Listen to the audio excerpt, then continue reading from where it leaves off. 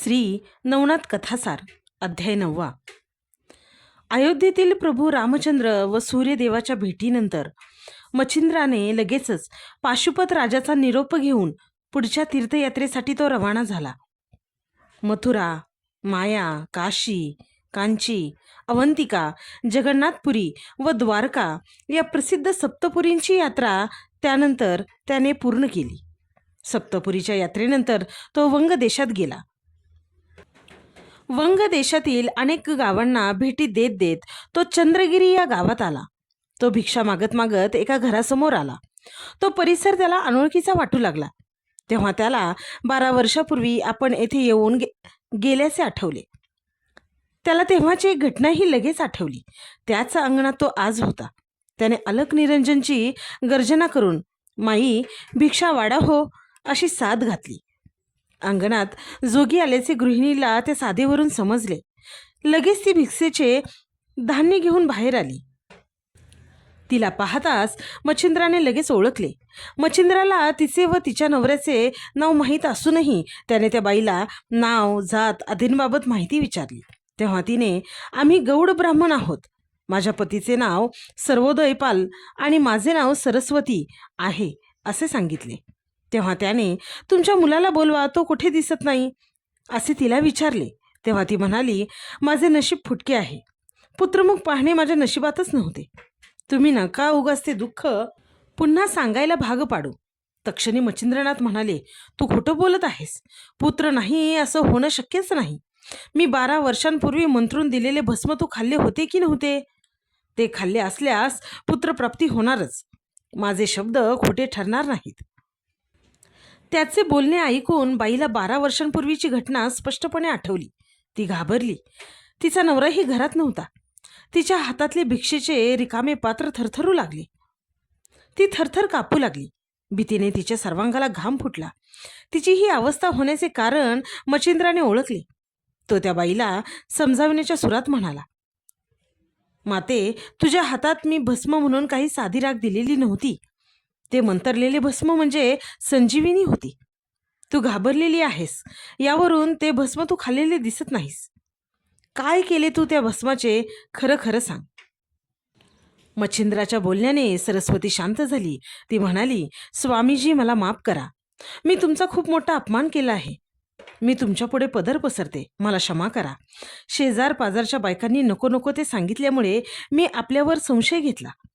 या संशयापोटीच मी ते भस्म खाल्ले नाही. कोणाच्याही लक्षात न येता गुपचूपपणे मी ते भस्म समोरच्या उकिरड्यावर टाकले. तेथे गाईचे शेण व केर टाकण्याची आमची जागा आहे. खरंच मी चुकले. मोठ्या मनाने मला तुम्ही माफ करा. मी अडाणी आहे. शाप देऊन तुम्ही माझा विनाश करू नका. मी तुम्हाला शरण येते असे म्हणून नाथांच्या पायावर तिने लोटांगण घातले. ती मोठमोठ्याने रडू लागली. इकडे मच्छिंद्राने आपला क्रोध आवरला. त्या बाईला उठवले. तो तिला म्हणाला तुझ्यावर रागवण्यात काही अर्थ तरी आहे का? आपल्या परिणामांची फळे तूच भोगत आहेस. मी कशाला तुला शाप देऊ? तू घाबरू नकोस. फक्त तू भस्म टाकल्याची नेमकी जागा मला दाखव. मी बघतो काय करायचं ते. त्याचे हे शब्द ऐकून भ्यालेली सरस्वती पूर्णपणे सावरली. मच्छिंद्र शाप देणार नसल्यामुळे तिचा जीव भांड्यात पडला. तिने सांगितले 12 वर्षात तो ढीग एकदाही दुसरीकडे कुठे हलवलेला नाही. त्यामुळेच तो एवढा मोठा झालेला आहे. त्यातच मी ते भस्म टाकलेले होते. मच्छिंद्रनाथ त्या बाईसह त्या उकिरड्याजवळ गेला. हरिनारायणाचा अवतार गोरक्षित होणार असल्याचे श्रीकृष्णाने सांगितल्याचे मच्छिंद्राला आठवले. तेव्हा उकिरड्याला उद्देशून मच्छिंद्र म्हणाला बाळा गोरक्षा, आता उठ, बाहेर ये. 12 वर्ष या गोवऱ्यांखाली तू राहिलास. आता मी मच्छिंद्रनाथ तुला बोलवतो आहे. चल बाहेर ये. मच्छिंद्रांचे बोलणे ऐकून आश्चर्य घडले. त्या गोवऱ्यांच्या ढिगाखालून कुठून तरी आवाज आला. गुरुवर्य, तुम्ही मला बाहेर काढा. मी इथे 12 वर्षापासून अडकून पडलो आहे. माझ्या डोक्यावर कितीतरी वजन आहे. मला एकट्याला यातून बाहेर पडणे शक्य नाही. कृपया आपणच मला बाहेर काढा. उकिरड्याखालून आलेल्या आवाजाने सरस्वती आश्चर्यचकित झाली. मच्छिंद्राने तिला टिकाव खोरे घेऊन येण्यास सांगितले. तिने घरात जाऊन तत्काळ ते आणले. मच्छिंद्राने राखीचा ढीग उपसायला सुरुवात केली. ते पाहून आजूबाजूचे लोकही जमले. काय चालले आहे हे सर्वप्रथम समजून घेतल्यानंतर त्यांनीही मच्छिंद्राला जमेल तशी मदत करायला सुरुवात केली. मच्छिंद्रनाथांनी हे काम खरं तर मंत्रबळाने क्षणात सहज केले असते, परंतु त्याला लोकांना आपल्या कार्याचा सहभागी करून घ्यायचे होते आणि सर्वांना गोरक्षनाथाच्या जन्माची हकीकत लक्षात आणून द्यायची होती. सर्वांच्या प्रयत्नाने काही वेळातच तो राखेचा ढीग उपसला गेला. त्यातून एक बालक बाहेर आले. गोरक्ष खालून 12 वर्षाचा अत्यंत तेजस्वी बालक बाहेर आला. तो 12 वर्ष सिद्धासावस्थेत बसलेला होता. त्याच्या मस्तकावर कुरळ्या केसांचा जटाभार होता. तो तापस वेश धारण केलेला बालक सौंदर्यवान होता. त्याला पाहता जमलेले सर्वजण आश्चर्यचकित झाले.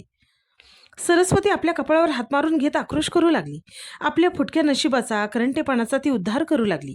तेव्हा मच्छिंद्रनाथ तिच्याकडे पाहत म्हणाला, अजिबात रडू नकोस आणि माझ्या तोंडून शापवाणी बाहेर पडण्याच्या अगोदर इथून निघून जा. हा मुलगा तुझा नाहीच, तेव्हा कशासाठी रडतेस? हे ऐकून ती रडत रडतच घरात गेली. सर्व लोकांनाही खूप वाईट वाटले. मच्छिंद्रनाथांनी गोरक्षाला प्रणवाची योग दीक्षा दिली. त्याला आपल्याबरोबर घेतले आणि त्या दोघांनाही ताबडतोब ते गाव सोडले. अशा रीतीने हरिनारायणाचा गोरक्षनाथ रूपाने अवतार झाला. त्याने आता कवी नारायणाचा म्हणजेच मच्छिंद्रनाथांचा शिष्य म्हणून आपल्या कार्याला सुरुवात केली. हे गुरुशिष्य जोडीने भिक्षा मागत मागत देशभरातील तीर्थयात्रा करू लागले. या त्यांच्या संचारात एकदा ते कनकगिरी नावाच्या गावी आले. दोघेजण गावातील वस्तीपासून थोडेसे दूर उतरले. मच्छिंद्रनाथांना खूप भूक लागलेली होती. तेव्हा त्यांनी गोरक्षनाथांना भिक्षा मागण्यासाठी गावात पाठवले. 12-13 वर्षाचा गोरक्ष झोळी घेऊन भिक्षेसाठी गावात गेला. तो सुरुवातीला ज्या घरी भिक्षा मागण्यासाठी गेला ते घर एका ब्राह्मणाचे होते. तिथे पितृश्राद्ध चाललेले होते. त्या घराच्या अंगणातून त्याने जय अलक निरंजन माई भिक्षा वाडा हो अशी साद घातली. त्या घरातील ब्राह्मण स्त्री भिक्षा घेऊन बाहेर आली तर तिला 12-13 वर्षांचा तपस्वी बालक अत्यंत विनम्रतेने भिक्षा मागत असल्याचे दिसले. तिला तो कोणीतरी श्रेष्ठ योगीच वाटला, म्हणून ती परत घरात गेली. तिने आपल्या घरातील सर्व प्रकारचे अन्न भरपूर प्रमाणात भिक्षा म्हणून अत्यंत भक्तिभावाने त्याला वाढले. हे अन्न आपल्या गुरुला व आपल्याला पुरेसे आहे असे त्याला वाटले, म्हणून इतर दुसऱ्या कोणत्याही ठिकाणी अधिक भिक्षा न मागता तो थेट आपले गुरु जेथे थांबले आहेत त्या ठिकाणी गेला. दोघांनीही ते अन्न संपवले. जेवताना ते त्या ब्राह्मण स्त्रीची व तिने बनवलेल्या सर्व पदार्थांची स्तुती करत होते. जेवल्यानंतर मच्छिंद्राने सहेतुपूर्वक गोरक्षाकडे दृष्टिक्षेप टाकला. गोरक्ष त्यामुळे साशंक झाला. त्याने मच्छिंद्रांना विचारले, गुरुजी, काही मनात असेल तर स्पष्टपणे सांगा, मनात काही ठेवू नका. तेव्हा मच्छिंद्र म्हणाले, गोरक्षा, वडे खूप चांगले आहेत. वडे आणखी असते तर किती बरे झाले असते, तृप्तीची ढेकर दिली असती. मच्छिंद्राच्या या मागणीचे गोरक्षाला आश्चर्य वाटले. कदाचित गुरुला आपली परीक्षा पाहायची असेल असे त्याला वाटले. तो लगेच उत्तरला, एवढंच ना गुरुजी, मी परत तिथून आणखी वडे घेऊन येतो. तो नुसते एवढं म्हणून थांबला नाही तर झोळी घेऊन लगेच गेला देखील. तो थेट त्या ब्राह्मणाच्या घरी जाऊन भिक्षा मागू लागला. ती ब्राह्मण स्त्री बाहेर येताच तो म्हणाला, माई, माझ्या गुरुजींना आपल्या हातचे वडे खूप आवडलेत. ते त्यांना अजून खावेसे वाटले आहेत, म्हणून मी वडे मागण्यासाठी परत आलो आहे. तरी कृपा करून मला आणखी वडे दिले तर मी गुरुसेवा करू शकेन. त्या ब्राह्मण स्त्रीला गोरक्षाचे बोलणे ढोंगीपणाचे वाटले. ती त्याला म्हणाली, गुरुचे नाव घेऊन स्वतःचे पोट भरण्याचा लोभीपणा योग्य नाही. अतिथी म्हणून तू सर्वप्रथम आला, तेव्हा तुला मी भरपूर भिक्षा घातली आहे. आता तुला परत भिक्षा हवी असेल तर मात्र तुला किंमत मोजावी लागेल. तुला वडे फुकट अजिबात मिळणार नाहीत. एवढी गुरुभक्ती आहे तर मी मागेन ते दे, तरच तुझ्या गुरुसाठी मी वडे देईन. त्या बाईच्या बोलण्याचे गोरक्षनाथांना आश्चर्य वाटले, पण तो अचल होता. तो म्हणाला, माई, काय हवे ते मागा, मी गुरुसाठी सर्व काही द्यायला तयार आहे. तेव्हा त्या बाईनेही त्याची परीक्षा पाहायचे ठरवले. ती म्हणाली, आलाय मोठा गुरुभक्त, तुझा एक डोळा काढून दे बरं. गोरक्षाने त्या बाईचे शब्द ऐकले न ऐकले तोच मागचा पुढचा कोणताही विचार न करता आपल्या एका डोळ्यात बाजूने हाताची बोटे खुपसली व तो डोळा बाहेर काढला. त्यातून अखंड रक्त वाहू लागले. डोळा उपसल्यामुळे गोरक्षाला खूप वेदना झाल्या, पण त्या वेदना सहन करत तो म्हणाला, माई, हा घ्या माझा एक डोळा. माझा एक डोळा गुरुसाठी सत्कारणी लागला. तो डोळा धन्य झाला. कृपा करून आता तरी वडे द्या. गोरक्षाचे हे भयानक कृत्य पाहून ती ब्राह्मणस्त्री घाबरलीच. आपण काय बोललो आणि या मुलाने तसे केले याचा तिला अत्यंत पश्चाताप झाला. तिने या गोष्टीचा धसकाच घेतला. रडत रडतच ती घरात गेली आणि घरातले उरलेले सगळे वडे आणून तिने त्याच्या झोळीत टाकले आणि ती त्याला म्हणाली, तुझा डोळा मला नको, तो तू घेऊन जा. हे वडेही घेऊन जा, पण माझ्यावर कोपू नकोस. तेव्हा एका हातात वड्यांची झोळी व दुसऱ्या हातात आपला काढलेला डोळा घेऊन ताबडतोब धावतच तो मच्छिंद्रनाथांपाशी आला आणि त्यांना म्हणाला, गुरुजी, हे घ्या वडे. मच्छिंद्रनाथ दुरूनच तो पळत येत असल्यापासून त्याच्याकडे पाहत होते. गोरक्षाने एक डोळा झाकलेला व त्याच्यावर अंगातल्या वस्त्राची पट्टी बांधलेली त्याने पाहिली होती. तेव्हा मच्छिंद्राने विचारले, तू डोळा का झाकला आहेस?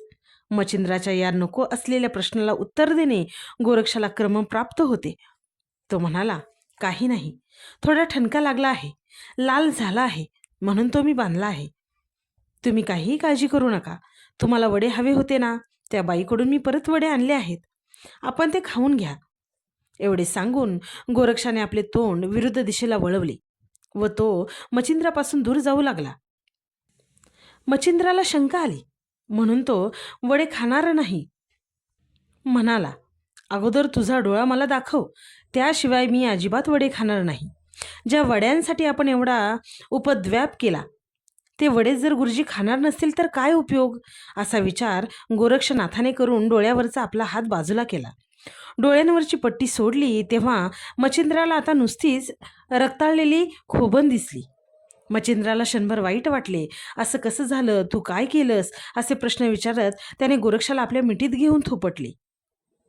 तेव्हा गोरक्षाने आपण परत त्याच घरी भिक्षा मागायला गेल्यानंतर घडलेला संपूर्ण प्रसंग सांगितला. गोरक्षाची अलौकिक गुरुभक्ती पाहून मच्छिंद्रनाथ द्रवला. त्याचे अंतकरण भरून आले. गोरक्षाच्या हातातील बुबुळ मच्छिंद्राने घेऊन त्या खोबणीत ठेवले. संजीवनी मंत्राच्या साह्याने त्याने गोरक्षाचा डोळा पूर्ववत केला. त्यामुळे गोरक्षनाथाला परत त्या डोळ्याने पूर्वीसारखेच दिसू लागले. या प्रसंगाने गोरक्षनाथ गहिवरला. मच्छिंद्रनाथांच्या पायावर त्याने लोटांगण घातले. या अत्यानंदाने सुद्धा त्याला रडू कोसळले. त्याला मच्छिंद्रनाथाने उठवून आपल्या बाहुपाशात घेतले. त्यानंतर आनंदाने त्याला आपल्या मांडीवर घेऊन वडे खाऊ घातले. गोरक्षानेही आपल्या चिमुकल्या हाताने गुरु मच्छिंद्रनाथाला वडे खाऊ घातले. दोघांनाही आनंद झाला. मच्छिंद्रांच्या परीक्षेत गोरक्षनाथ यशस्वी झाला. हाच आपला सर्वोत्तम शिष्य असल्याची खात्री मच्छिंद्रनाथांना पटली. म्हणून दत्तात्रयांनी त्याला शिकवलेली सर्व योगविद्या अवघ्या महिन्याभरात त्याने आपला शिष्य गोरक्षनाथाला शिकवली. फलश्रुती. या अध्यायाच्या नित्य पठनाने वा श्रवणाने 14 विद्या व 64 कला यांचे ज्ञान होईल, त्या अनुकूल होतील.